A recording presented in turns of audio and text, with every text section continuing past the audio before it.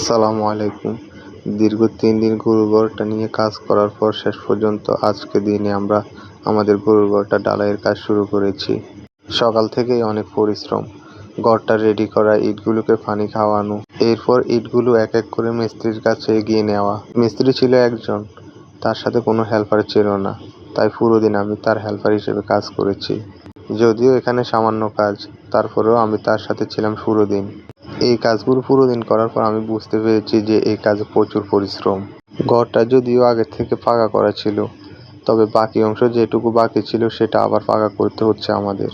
5 ভাগের 2 ভাগ পাকা করা ছিল, বাকি যে 3 ভাগ রয়েছে সেটা পাকা করার জন্য আজকে পুরো দমে কাজ চলছে। মিস্ত্রি থেকে পরিশ্রমটা যেন আমারই বেশি হয়েছে, কেননা আমাকে এদিক সেদিক দৌড়াদৌড়ি করতে হয়েছে এবং ইটগুলোকে প্রচুর টানাটানি করতে হয়েছিল। প্রথম দিকে গরুর খাবারের জন্য একটা পাত্র তৈরি করার জন্য কাজ চলছে। খাবারের পাত্রটা কেমন হবে সেটাই আমি মিস্ত্রিকে দেখিয়ে দিচ্ছিলাম এবং সে আমার কথা অনুযায়ী কাজ করছিল। এবং এই খাবারের পাত্রর সাথে গরু বাঁধার ব্যবস্থা করতে হবে, তাই নিচ থেকে একবারে শক্ত করে তুলে নেওয়া হচ্ছে উপরে।